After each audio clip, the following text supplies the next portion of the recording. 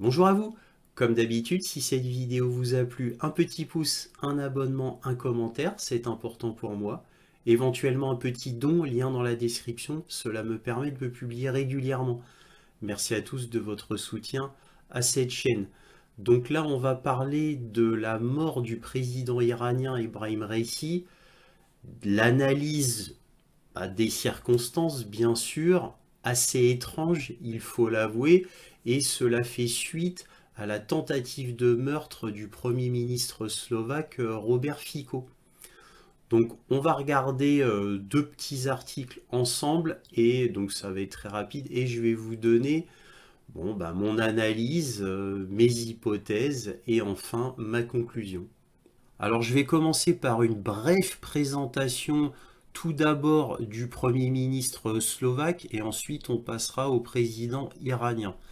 On a Le Monde, ça date du 19 mai, ça a été publié hier. Slovaquie, la vie du Premier ministre Robert Fico, victime d'un attentat, n'est plus en danger. Son état de santé reste toutefois grave et nécessite des soins attentifs, a déclaré le vice-premier ministre Robert Kalinak à la presse.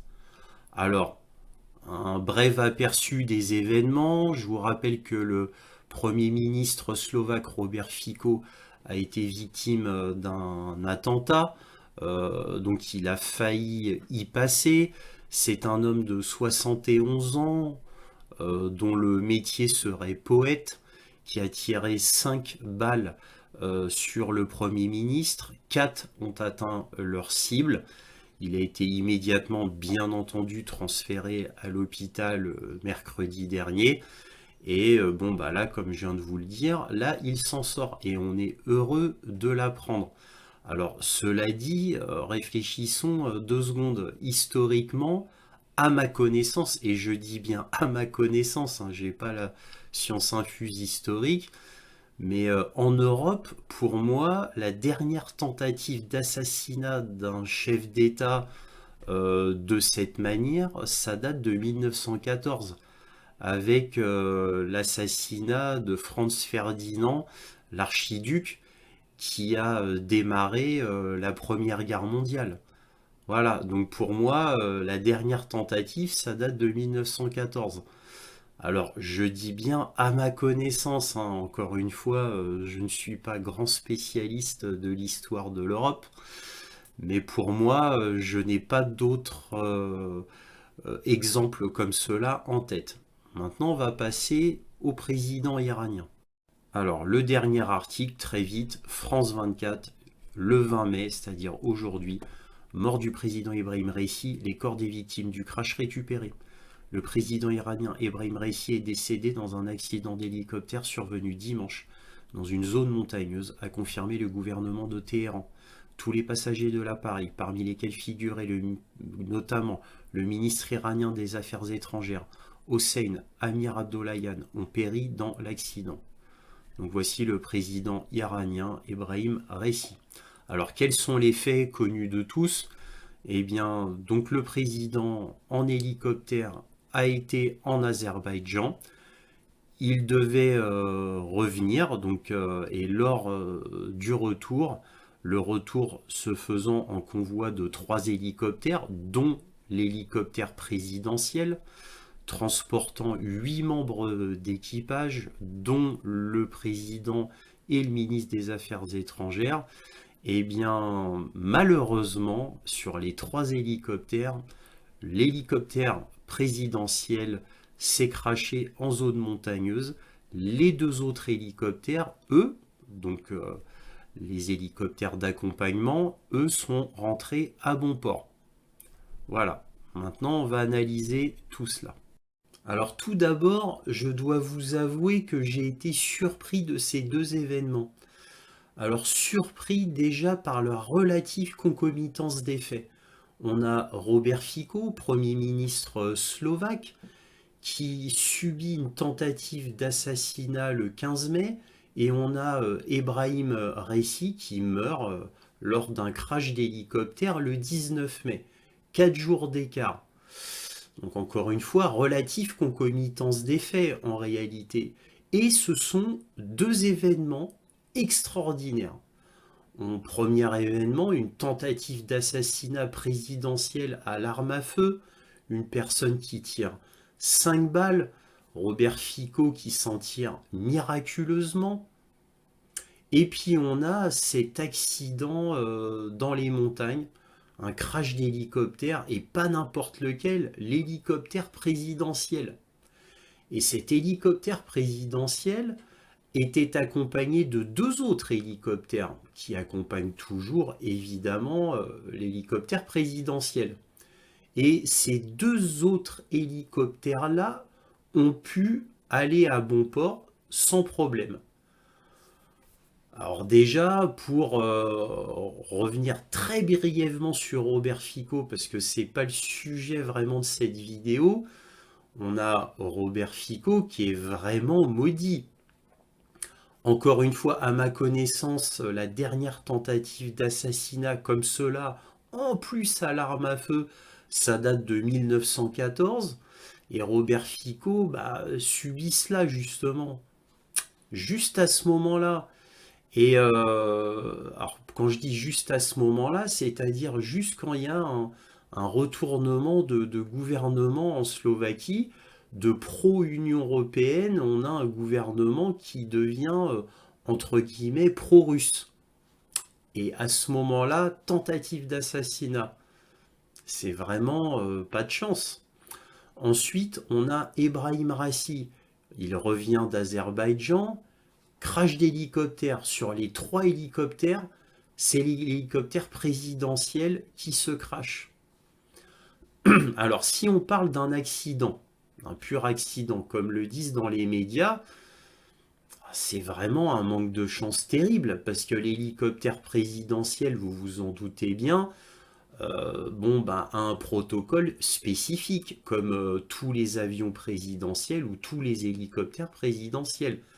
C'est-à-dire que les pilotes sont triés sur le volet, la maintenance est spécifique, tout est vérifié 2 fois, les pièces sont de bonne qualité, bien évidemment, vous vous doutez bien que tout est très surveillé. Et en plus, on parle du président iranien, c'est-à-dire qui doit être paranoïaque et qui est paranoïaque. Parce que, évidemment, les tentatives d'assassinat sur sa personne sont évidentes, comme sur tous les membres de son gouvernement et de ses généraux, bien évidemment, à cause d'Israël et des États-Unis, vu que les États-Unis et Israël ont prouvé à maintes et maintes reprises, parce que évidemment les gens ont la mémoire courte en ce qui concerne l'Iran, mais l'Iran a subi de multiples assassinats, soit des gens du gouvernement, soit des savants en général du nucléaire, et des généraux, bien entendu, alors, principalement ça a été fait par les Israéliens, en Iran, et je dis bien en Iran. Donc vous vous doutez bien qu'un pays comme l'Iran doit être paranoïaque. N'oublions pas que l'Iran a subi des tentatives de meurtre, que ce soit par les États-Unis et surtout par Israël, à maintes et maintes reprises, depuis des décennies, et souvent avec succès. La plupart du temps avec succès d'ailleurs, aussi bien du côté américain que du côté israélien. Donc l'Iran doit être paranoïaque, ne serait-ce que pour sa survie même. Bref, donc maintenant la conclusion, maintenant que je vous ai donné tous les faits. Alors, on a Robert Fico avec cette tentative d'assassinat qui, encore une fois, je le répète, et heureusement, a échoué. Robert Fico pro-russe. On a Ebrahim Rassi qui, selon les données que l'on a, aurait eu un accident d'hélicoptère, aussi improbable soit-il du fait d'un problème de maintenance, aux dernières nouvelles, officiellement, mais cela reste quand même improbable, mais possible, tout est possible. Tout est possible que Robert Fico soit mort du fait de l'œuvre d'un fou, pourquoi pas, bon, un fou de 71 ans qui a une arme à feu et qui tire 5 coups de feu. Ça reste encore une fois tout à fait rarissime dans l'histoire moderne. Je vous rappelle, le dernier, à ma connaissance, c'était 1914. C'est vraiment un manque de chance terrible. Et en plus, Fico, donc pro-russe, Ebrahim Rassi, pro-russe, lui aussi. Donc un accident improbable sur 3 hélicoptères, c'est lui qui se crache, celui présidentiel. Vraiment des manques de chance terribles pour ces deux hommes d'État. Donc la conclusion, c'est que, bah écoutez, me concernant, je reste dubitatif. Alors pour l'assassinat de Robert Fico, voilà, événement, voilà, improbable, mais qui peut arriver. Et Ibrahim Rassi, événement improbable, mais qui peut arriver. Malheureusement, et comme par hasard, bah, deux pro-russes qui représentent l'axe du mal pour l'Occident, parce que oui, Robert Fico était considéré comme un ennemi, exactement comme Viktor Orban, donc il était devenu problématique pour l'Occident, bien évidemment. Quant à Ibrahim Rassi, bon ben voilà, inutile de s'attarder sur son sujet. Quant à sa personne, totalement pro-russe et anti-américain, anti aussi Union européenne, parce que l'un ne va pas sans l'autre. Ensuite, la relative concomitance des faits, 15 mai pour Robert Fico, 19 mai pour Ebrahim Rassi. C'est vraiment, vraiment pas de chance. Donc, à qui profite le crime? Et oui, j'ai envie de vous dire à la fin quand même à qui profite le crime. Bah, à l'Occident, bien évidemment. Et vous savez, quand on est derrière une grande organisation comme la CIA ou le Mossad, j'ai envie de vous dire, tout est possible. Ou le MI6, hein, n'oublions pas l'Angleterre, bien sûr. Tout est possible. Tout est possible. On a eu des exemples là, il y a quelques années. On a l'affaire Skripal, l'affaire Navalny, par exemple. Donc on a le massacre à Boutcha en Ukraine, le MI6. Et n'oublions pas l'assassinat indigne et déshonorant fait par les États-Unis du général iconique iranien Qassem Soleimani, qui a causé d'énormes troubles en Iran. N'oublions pas aussi la destruction de l'avion civil MH17, destruction faite par les Ukrainiens mais ordonnée par les États-Unis. Voilà. Donc j'ai envie de vous dire, tout est possible hein, quand on veut vraiment. Après, c'est une décision politique, hein, ce n'est pas un problème technique. On peut tout faire. Maintenant, il faut une volonté politique pour aller jusqu'au bout. Voilà, et n'oublions pas que l'Occident, présentement, est en panique. Est absolument en panique. Parce que les États-Unis s'effondrent de tous côtés, et au niveau international aussi, l'Union européenne, c'est pareil. Il s'effondre au niveau international, pas que, au niveau domestique aussi, ces pays-là s'effondrent. Hein, je vous l'ai démontré à maintes reprises dans mes vidéos. Donc pouvait-il se permettre vraiment un changement pro-russe dans l'Union européenne? Alors on a la Serbie, on a la Hongrie, et là dernièrement on avait la Slovaquie. Est-ce qu'il y aurait encore un autre pays? Est-ce que l'Occident a décidé de faire un exemple pour la tentative d'assassinat de Robert Fico pour les autres présidents d'autres pays de l'Union européenne qui auraient des volontés de s'émanciper de l'Occident, de l'Union européenne? Je ne le sais pas, je lance ça comme ça. Ou alors, est-ce que Robert Fico ben, n'a pas eu de chance et que juste après, Ibrahim Rassi n'ait vraiment pas eu de chance? Vraiment, vraiment pas. Hein. Pour Ibrahim Rassi, si c'est un problème de maintenance d'hélicoptère, alors là, vraiment, très mauvais point, très, très, très mauvais point pour l'Iran. Hein. Bref, plein de questions en suspens. Est-ce un complot? Est-ce la malchance?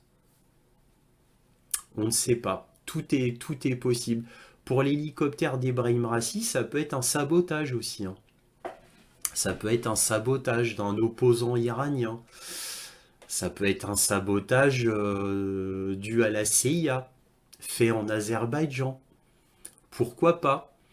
N'oublions pas que l'Azerbaïdjan récemment a de forts liens économiques qui a été signé par Ursula von der Leyen elle-même.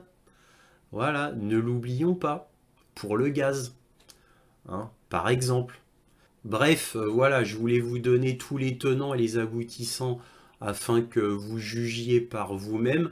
En tous les cas, si on résume très brièvement et grossièrement les événements, est-ce que Robert Fico a été assassiné par un homme seul qui avait de telles velléités d'assassinat envers Robert Fico qu'il a été jusqu'à acheter une arme et à appuyer sur la détente et en plus à 5 reprises?